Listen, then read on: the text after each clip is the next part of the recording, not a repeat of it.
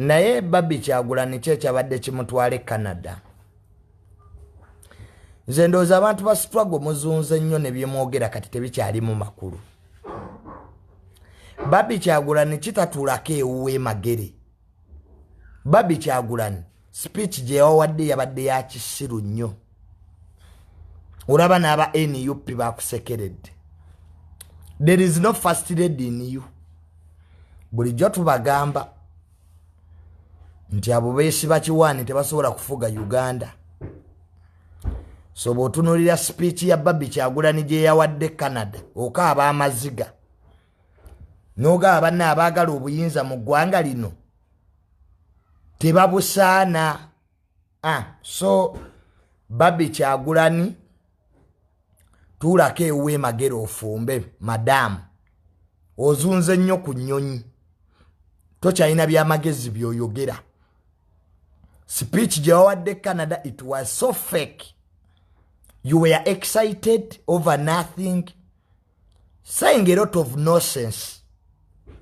Sam 7 mobi ebyobo oyogera byaki ebikuswaza omukazi omukulu alina n'abaana.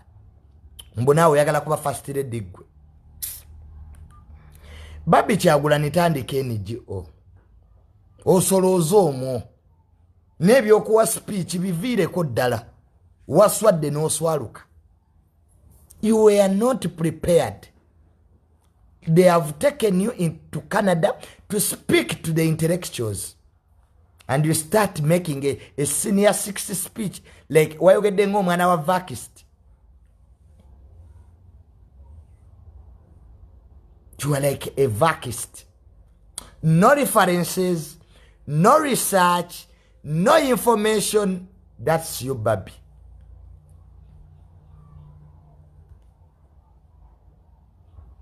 Lwaki temusigala ne mutwala abaana? Wano waliwo abaana bangi abasobola okwogera ebirimu amagezi. Temubatwala. Ennyonyi mwagifuula yammwe every time. Wataba Barbie Kyagulanyi abalubongo ya wataba lubongo ya abanobiyaniri. That's why you are saying stupid things, by the way. Barbie Kyagulanyi nze mbadde nkwinamu confidence. Ngandoza actually you can really speak sense. Naye you lost it in Canada.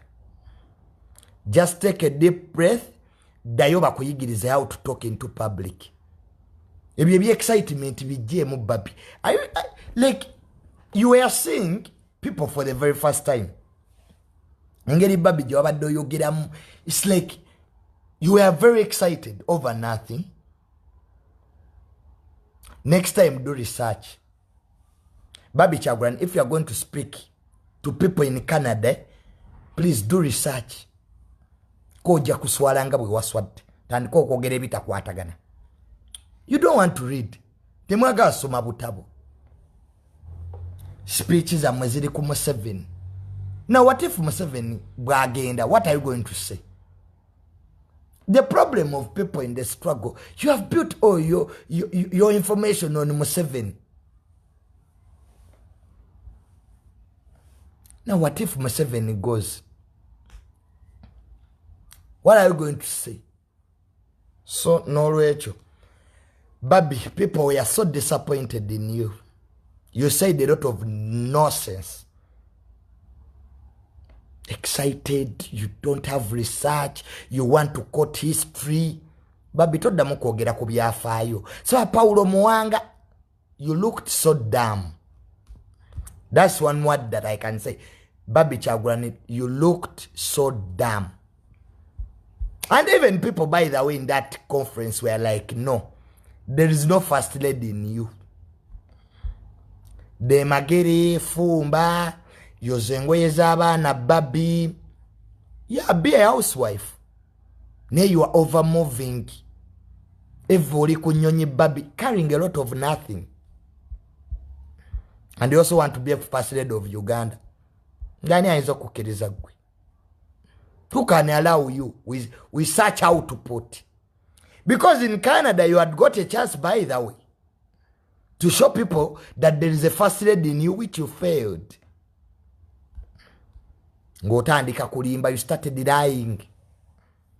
Abana Uganda nga bategeera. The problem, family ya Kyagulanyi, you have taken people for granted. No, don't ever think Ugandans abroad are stupid.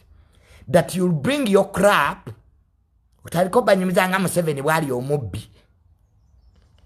I think, Barbie, you can do better than that, Barbie Kyagulanyi. The problem, you're overexcited. Segera, you can do better than that. Read books. Get a book. Start reading. Read the Machiavelli. There are books of history. Look at Winnie Byanyima.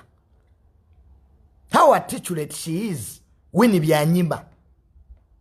There was a first lady in Winnie Byanyima. She was articulate. She had the whole history and he said, oh, you're Winnie Byanyima.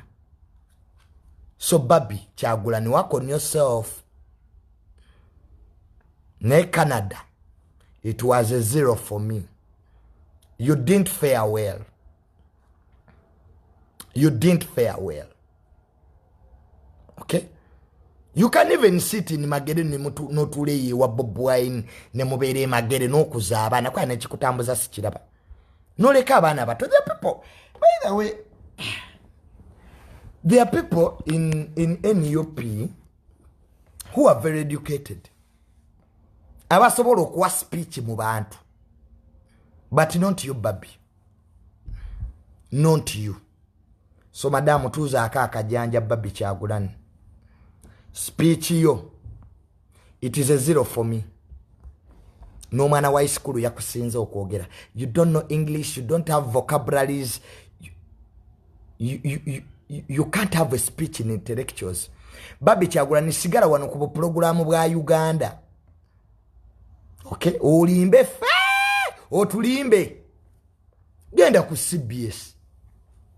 Barbie Kyagulanyi, try CBS. Akabozi. Nebye Canada bireke. Bajja kusekerera. Like everyone in the whole was like, what? Engeri je batunulidde mu Barbie nga wa speech. Yomu yategedde mu bulamu. Mu bulamu. Ekitu kyo mubuliramu ddala ekyobwa president. Barbie.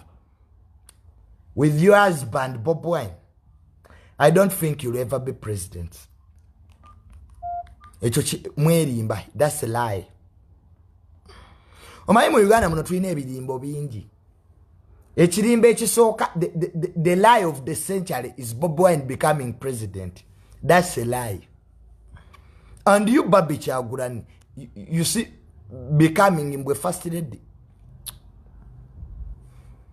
Junior bagenda kuvuma. Of course, katenze Junior bachanvuma chi. Mugwanga lino, what are you going to abuse me che batanvuma ngako? Zenga ndi muko.